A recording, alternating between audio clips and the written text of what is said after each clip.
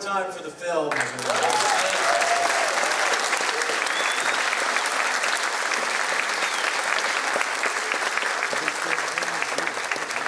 I'm so happy that all of you guys enjoyed it. I know I did, and you know, I'm a little bit younger than some of you guys in here, and watched that movie. I think I missed out on some fun times, it seems like.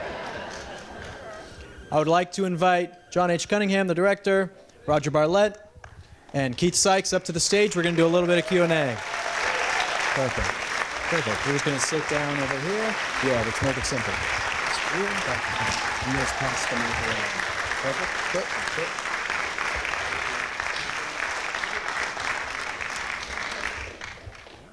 Well, that was a lot of fun. That's how I would describe it. And obviously, you guys watching the film, you guys worked incredibly hard on it. What would you say are the biggest challenges that you faced making the film? Well, I'd say the biggest challenges were we had about 25 hours of interviews. So try to boil that down to a 90-minute film and then have 50% of that be archives. So you wind up with about 45 minutes out of 25 hours. So it was really hard picking it. But one thing about making a documentary is you don't really know what the storyline is until you do all the interviews. We didn't have that storyline in mind. I mean, these guys could tell you, I asked them a lot of questions on multiple occasions, and the story really comes together after the fact when you kind of see the common themes of what people are talking about and you know, really figure out the course you're going to follow. But these guys, well, Roger may have a different answer on what was hardest or challenging. It was hard to find some blow. Looking in the wrong places. And so for everyone who would like to ask questions, we're going to open this up to the audience for Q&A. I'm going to ask one more question, but you guys are free to line up on either side, and we're going to have some mics so you guys can ask some questions for a little bit. But with that, what would you say, because you're talking about making this documentary, 25 hours of interview footage, what was something that shocked you, that you learned, that you would say, wow, I had no idea that this was coming, and it really surprised you? Yeah, I mean, as far as being shocked, I'd say I don't know about shocked, but I think after all that these guys and gals went through together, you know, it was obviously a very heady time, and they were very candid on what was going on. And when, you know, Jimmy ultimately made the decision to switch gears, Roger had already decided to move on before that anyway. He recognized that that was important for his own livelihood and life. But everybody we talked to loved Jimmy. I mean, there was no sense of, you know, sour grapes or bitterness or anything else. And everybody, you know, you heard Deborah, you heard everybody who was part of it, who's still living, just still treasured their time. I mean, Bob Lieberman decided to leave the band after 13 years touring because he met a woman when he was with Jimmy in the South Pacific, who Jimmy tried to talk him out of marrying, but he wouldn't listen to him, so he married her. And, and he thought he had to stay off the road in order to keep her, and she left him anyway. But it always happens that way. But really just the love everybody had about their time and, you know, for him and what they did together, to me, was extremely touching, and, you know, hopefully that came through. You guys, please, if you have questions, we're going to do the Q&A with the audience now, so just line up on either side if you guys want to ask any questions. I just want to thank you guys for doing all you did. Comes on these, so many are still alive.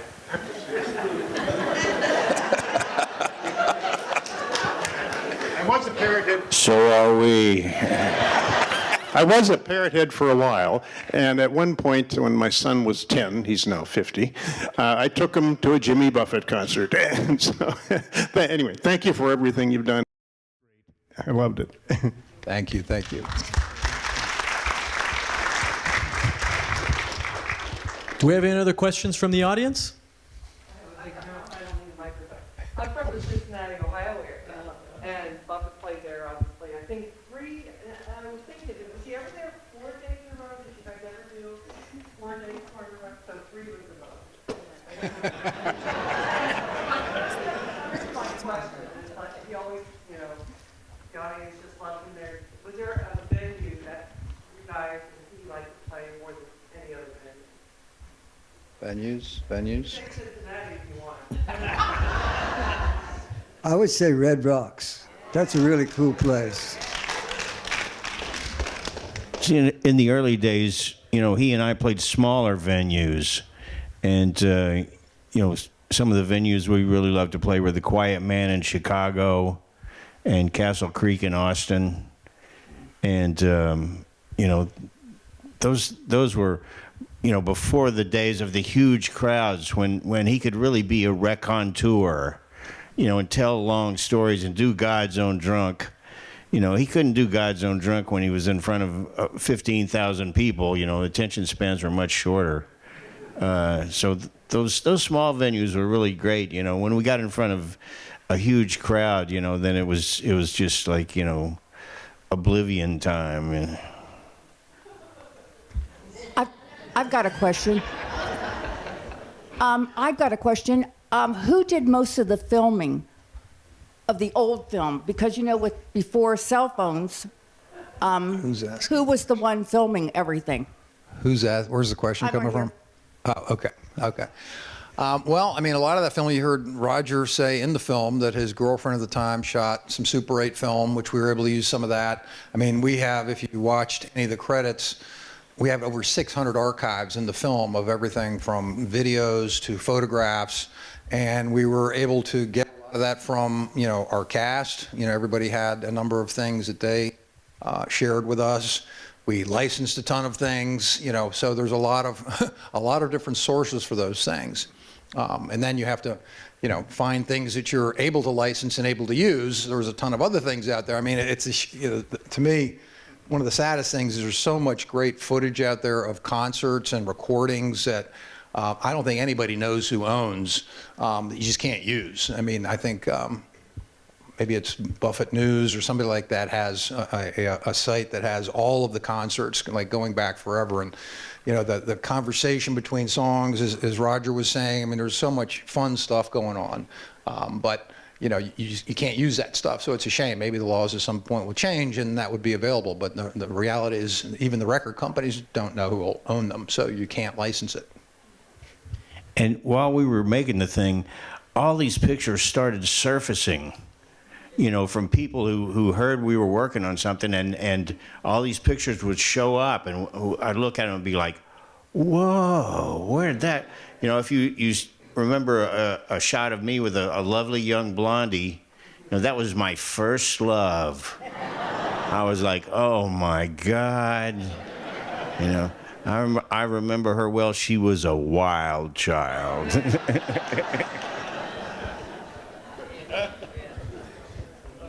James? Thank you, first of all, for putting this whole thing together. What was it that made you want to make this documentary? Well, it's interesting. So unfortunately, my co-producer, Ted Haynes, is not here tonight. He had to be at another event. But we had met in the Key West Film Festival in 2018. We both had short films in there and developed a friendship. And I'd lived in Key West on and off since 1978. I actually saw Jimmy in '77 for the first time opening for the Eagles. Went to see the Eagles, but got to discover Buffett. Moved to Key West the next year, not because of that, but it was a good place to be. And over the years, I always just loved the music, not only this period, but all periods. And, was always a huge fan. So Ted and I had been looking for a project to do together, and Roger and Keith had actually both met, through separate things previously, and actually co-written songs with both these guys, and they were both kind enough to record them. And so we had a friendship and a relationship, and I was at a writers' conference. I read a book series also, and we were in St. Petersburg at a conference, and Roger lives there. So Ted and Roger and Melissa and I all had dinner together at the Don Cesar, if anybody knows that spot, great spot.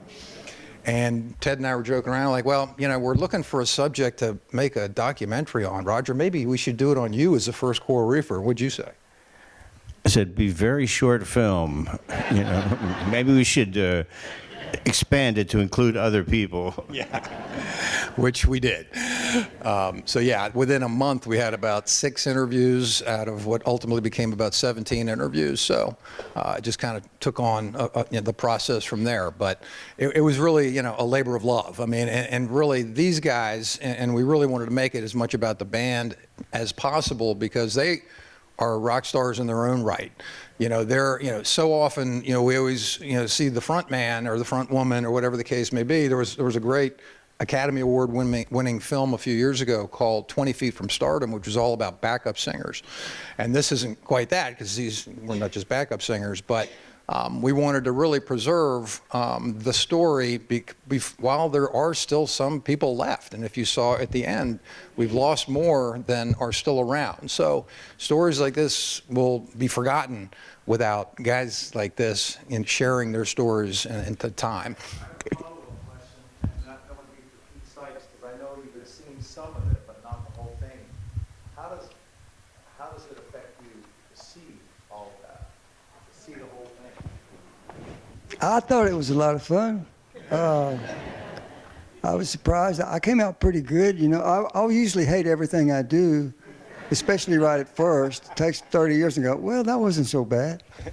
But no, I thought, I wish y'all could see this. When you see this on your screen at home, the way you have it, and turn it up to the volume that you like, you're going to really see how great this thing is, because this was a little soft focused in times. And I wished I could just turn over and turn up those speakers to where I like it, and everybody else be going, turn it down. But I mean, I don't know where I'm usually, when somebody interviews me, they ask me something, and I start talking about something else. So here.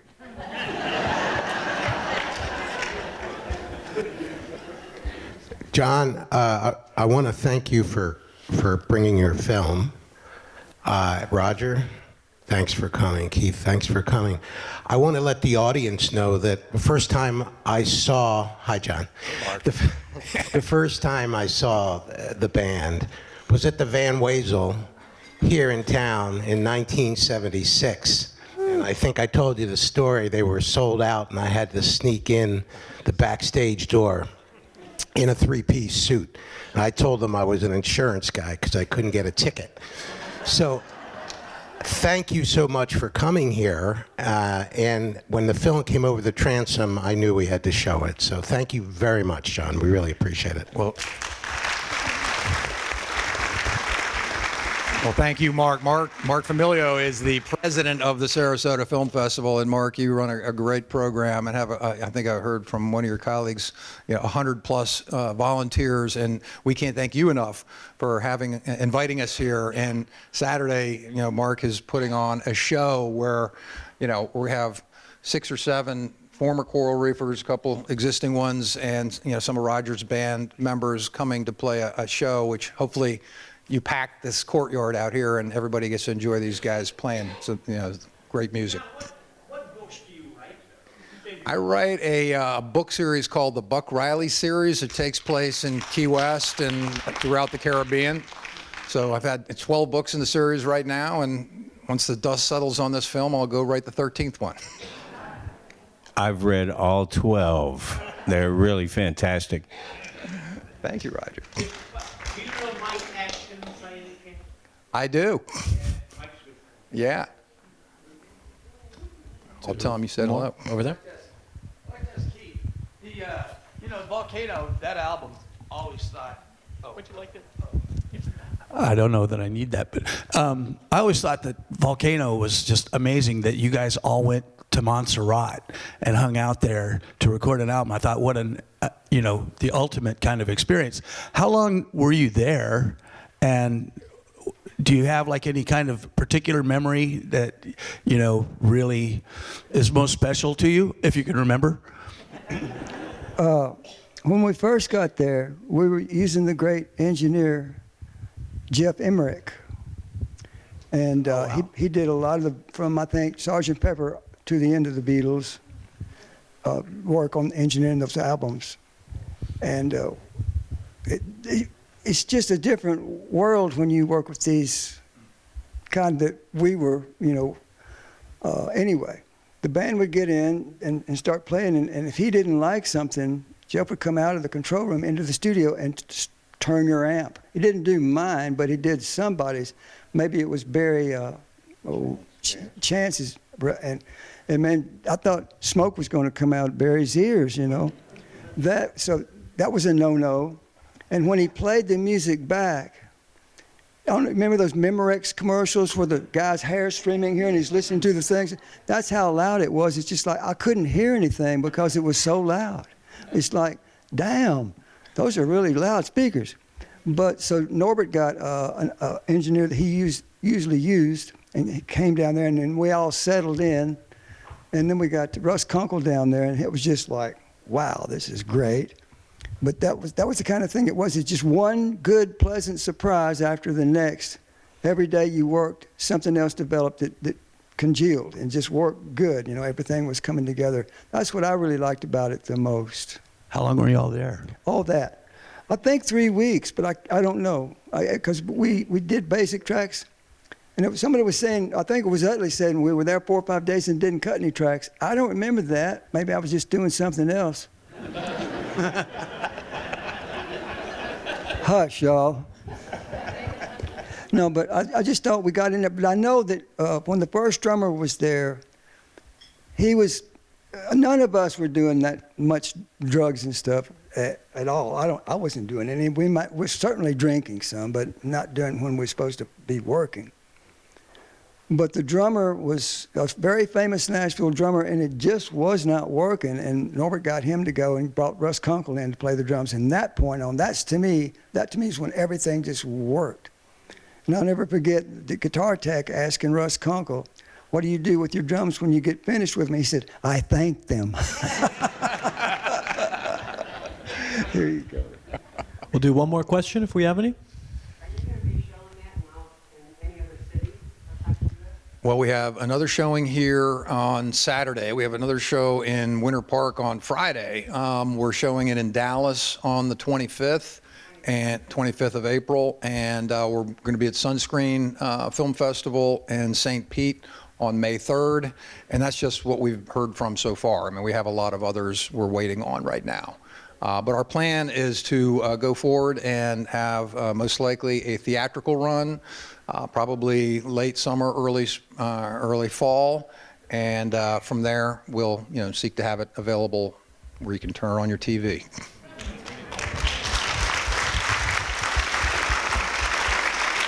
Well, now the good news is these guys are going to play some music, so that's better than us talking here. So Thank you, guys. thank you everybody very much.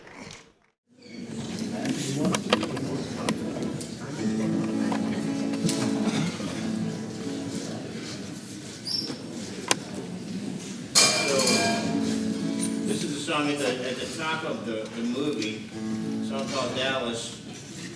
When I first went to work for Jimmy, we were doing the A1A album. And he said, "Roger, come on in and bring me some songs that you've written, play them for me.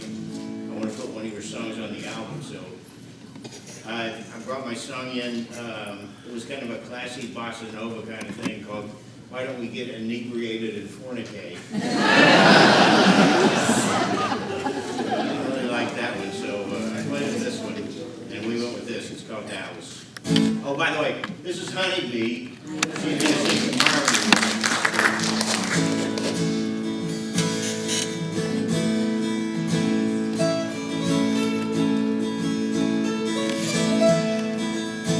If you ever get the chance to go to Dallas, take it from me, pass it by. But you only sing the blues down in Dallas, take it from me, don't go and cry. And I'm leaving this town soon as I can, gonna stop off for a while and see my woman. Yeah. People do you wrong down in Dallas. I know well, they've done it to me. Stealing all your bread, they're so callous. I know well, just look and see. And I'm leaving this town as soon as I can. Gonna stop off for a while and see my woman. Yeah. I'm telling you now, don't get me wrong. Some people down there help me along my way. Well, the life collapsed like a house of cards in a hurricane. It was hard to stay. Play it,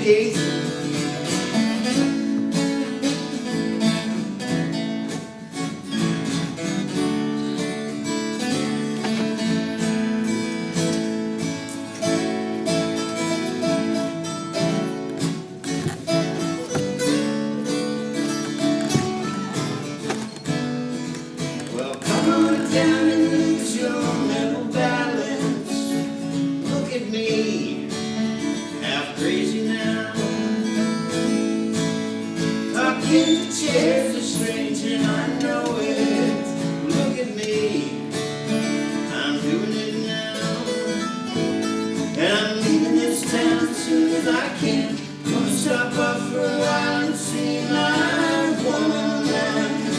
Leaving this town as soon as I can. Gonna stop off for a while and see my woman. Yeah.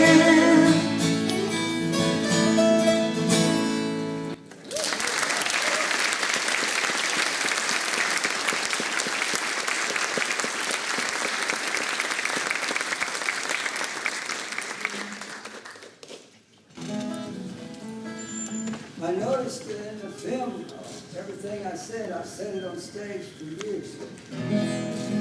But I guess that's where it goes. I was in Mobile. I used to go to Mobile for 2 weeks and play this little club down there called Thurston's. We played Thursday, Friday, and Saturday, and Monday, Tuesday, Wednesday off. Sunday, Monday, Tuesday, Wednesday off. We played Thursday, Friday, Saturday, and pack up that night and go back to Memphis. So all those days off, I'd go out on Mobile Bay sometimes, and I was working on. I love the way those chords run together, so we kind of had that music. Well, Thanksgiving, 77, I guess, or something like that. I wrote this song, and I wrote the words to it, and then Jimmy recorded it. And it really made a lot of difference in the whole thing. I sat there on the coast of Marseille. My thoughts came by like the wind in my hair. How could it be to hold you? How could it be to feel like that again? How could it be to feel like that again? Would you be remembering me? I asked that question time and again, and the answer came and haunted me so. I didn't want to think it again.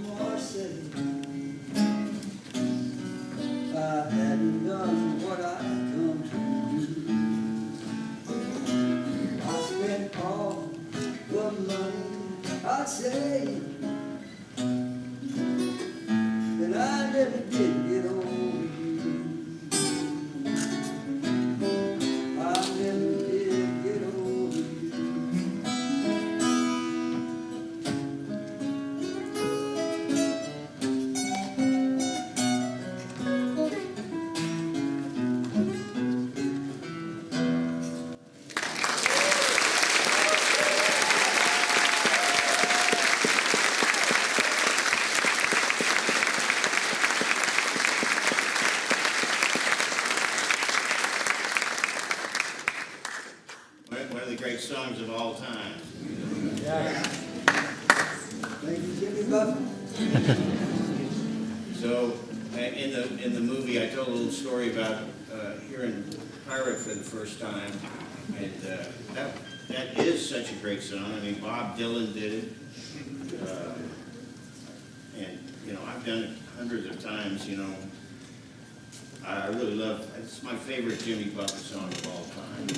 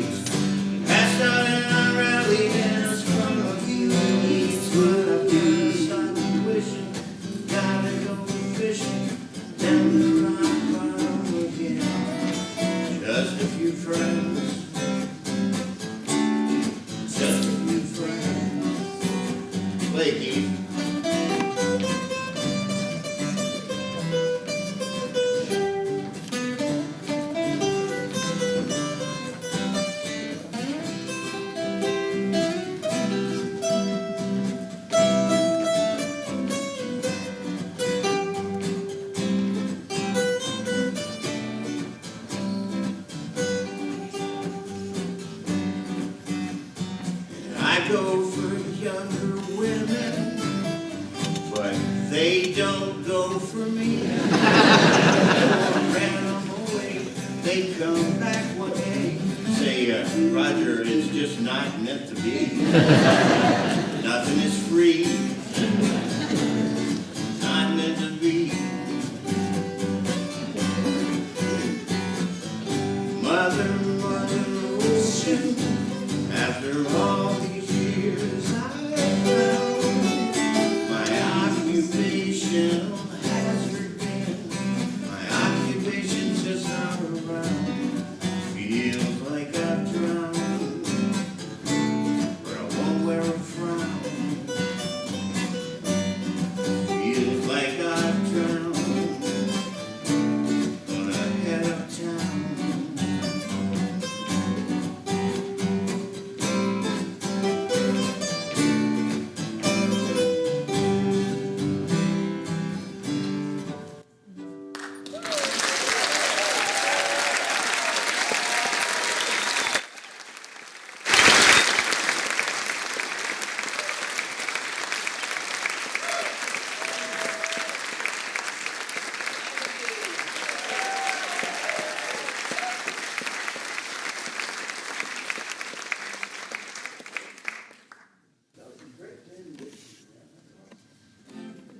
Well, we were down in Monster Rat, as we call it. Had a day off and went up to see the volcano and blew my mind. In fact, told Jimmy about it and he said, we're going tomorrow. So we did. Just like I said in the movie, everything he said, I'm saying. Anyway, this volcano, we started drilling in about 15 minutes, so it's amazing.